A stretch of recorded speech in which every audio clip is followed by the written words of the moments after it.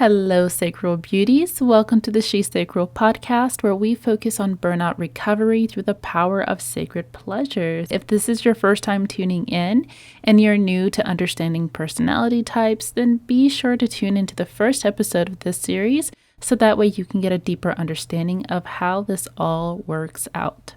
So today we're going to break down the personality type INFP, and your burnout archetype is the self-helper. If you've ever felt like no matter how much self-help content you consume, you're still exhausted and disconnected, this episode is for you. So as an INFP, you tend to be introverted in the way that you draw in energy. You rely on your intuition to process information. You focus on your feelings with how you make decisions. And as a perceiver, you like to go with the flow when it comes to flexibility and structure. Your sacred strengths as an INFP is that you are deeply introspective and idealistic. You crave meaning and alignment. Your sensitivity allows for you to see the possibilities that others can't.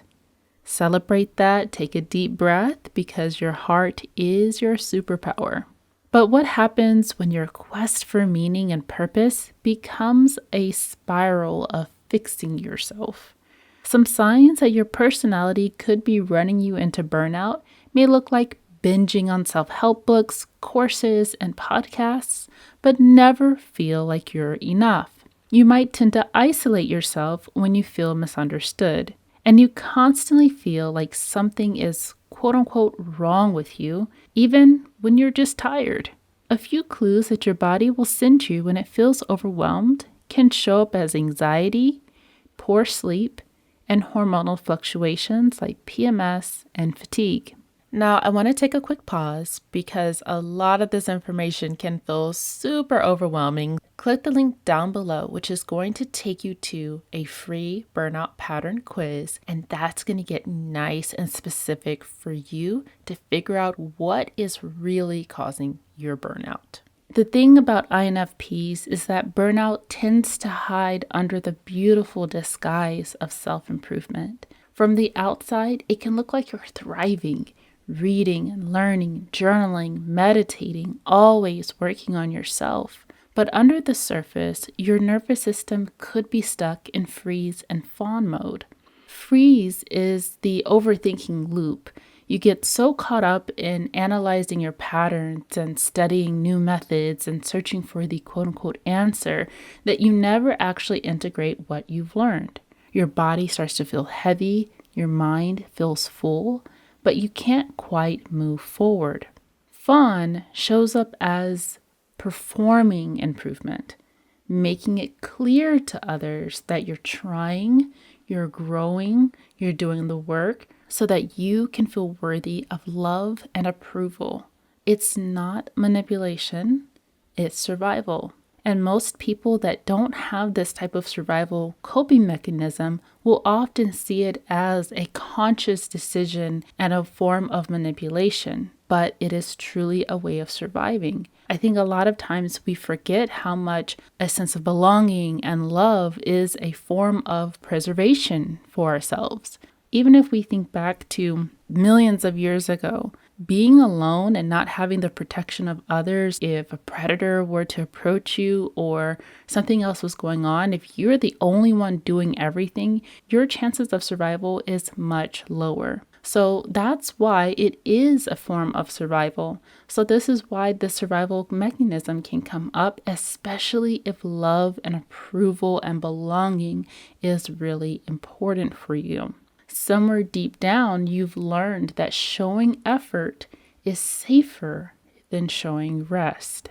So let's break down some of those core beliefs a little bit more. One of the beliefs is, I need to fix myself to be lovable. Can mean that you're never satisfied with who you are right now. Every achievement feels temporary because you're already scanning for the next flaw to correct. Rest is considered to be laziness. I should always be improving. If you find yourself thinking that, that can lead you into treating stillness like a guilty indulgence instead of a basic need. And another hidden belief around this archetype could also be that maybe you reflect back on different times in your life, and maybe you attracted certain people into your life, and maybe you just weren't your very best and you felt pain or consequence, or that your life was in shambles during that time. And that starts to create the belief that the problem is because I needed to improve myself so that I could attract better people. I need to always make sure that I'm leveling up who I am so that way I don't fall into creating a life of chaos and consequence and pain and frustration and all the things that created some very traumatic or devastating experiences because I was not who I felt in my mind I was supposed to be at that time. That's not for everyone, but that can be something that could come up for you. So if you're listening and you're like, well, no, it's not like I'm trying to do a show and tell with my self-improvement, but somewhere in your core beliefs, you believe that if you're better, if you're leveling up, you will then attract a better life for yourself. And while I'm not arguing with that, when it's driving us into a vicious loop and creating burnout for ourselves, that's when we want to look a little deeper into it. And one of the last beliefs is, if I keep learning, I'll finally feel safe. Turns growth into endless homework assignments you can never turn in. So a how did I get here moment can look like you've got 12 personal development books on your nightstand, 4 unfinished online courses, and a stack of vision boards from the past 3 years, and yet you still feel like you are waiting to start your real life. You've done all the work, but you're exhausted, lonely, and wondering why it hasn't clicked. When it comes to the root causes, in your childhood, you may have been praised for being the good kid or the good girl, the polite one, the one who's always trying. Improvement became your love language and your way of being seen. The next root cause is your temperament. As an idealist, you see how beautiful life could be, but that could be crushing when reality doesn't match that vision. You can turn inward, convinced that the problem must be you. And generationally, if you came from a family that believed that success came from constant self-discipline and bettering yourself, the idea of resting in your worth might feel foreign or even dangerous to you. So a quiet terror for an INFP is the idea of never being enough. And it's not just about personal failure. We can probably handle that, right? It's really about the feeling of losing love or feeling like you may lose a sense of purpose. And if you stop improving, will people still see you as worthy? Will they still see you as valuable? Will they still be able to see you as a credible source? And if they don't, then who are you without that constant effort? So that's how those core fears can come up for you.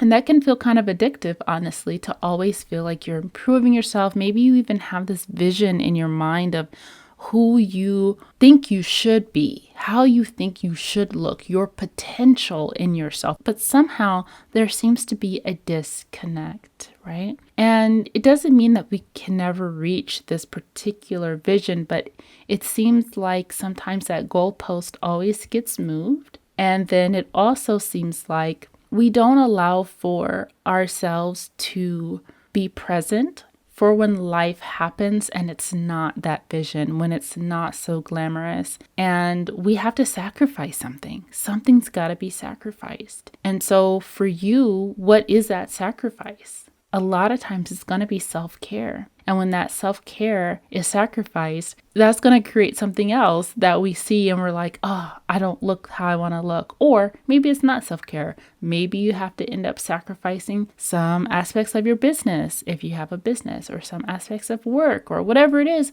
where you may tend to fall behind in something. And that can lead you into feeling kind of depressed, honestly, to feel like, man, I'm never ever going to be that potential thing that I see myself to be. And sometimes we have to even look back at all of what we've accomplished, all of what we've done, and remind ourselves like, wow, I actually have done a lot. I run into that trap myself. I am an INFJ, so I relate to structure and flexibility a little bit differently, but I still resonate with a lot of this stuff here. And if you're like, okay, it sounds like me, but how do I overcome this? How do I work through my patterns when it comes to burnout? We can absolutely hop on a one-on-one call and work through that together and create a nice little recovery guide plan for you. So if that is something you know you need, then definitely click the link down below.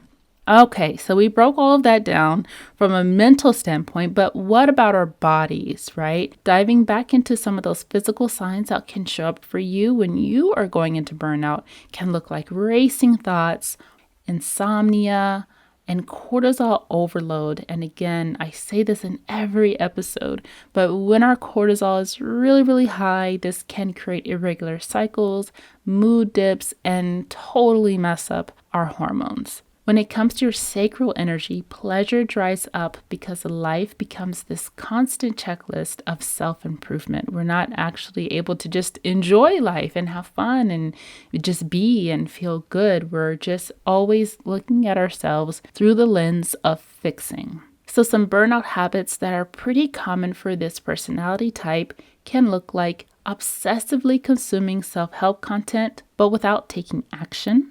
Journaling for clarity, but never resting in the answers. Skipping pleasure because you haven't, quote unquote, earned it. Overanalyzing your feelings instead of experiencing them. Mistaking fixing for healing. We can douse ourselves in understanding, okay, this is what I need to do. Maybe you're even listening to this episode right now on how to get out of it, but you're consuming all of this information. And in that, I don't think we realize how much energy that requires for us just to consume. Even though we're consuming information, that still requires energy. We're processing the information. We're thinking about ourselves. We're thinking about our setbacks and what we need to do and how we need to overcome it. Maybe you even start making a plan. All of that requires a lot of energy, and by the time you get to the space of figuring out what you need to do, you're exhausted before you even take action. And then it just creates this vicious cycle.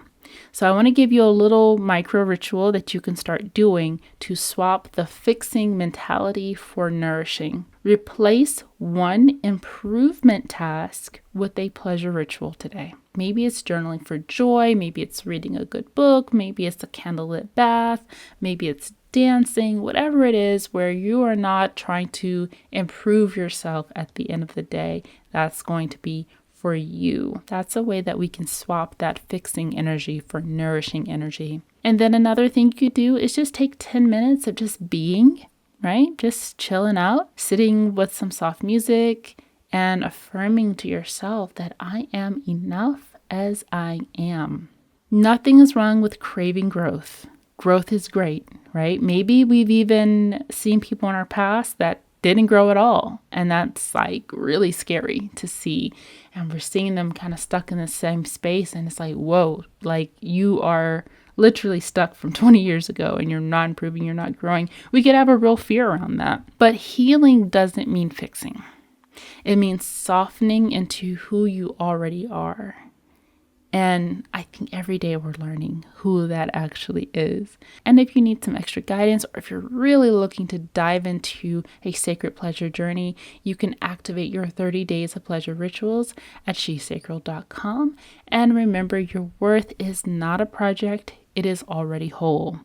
Now, if you're thinking to yourself, like this really sounds a lot like me. However, I am a little bit more extroverted. Then be sure to tune in to the next episode, which is ENFP, and that would be the manifestation burner. All right. Well, thank yourself so much for showing up today, and thank you for tuning in to the She Sacral podcast.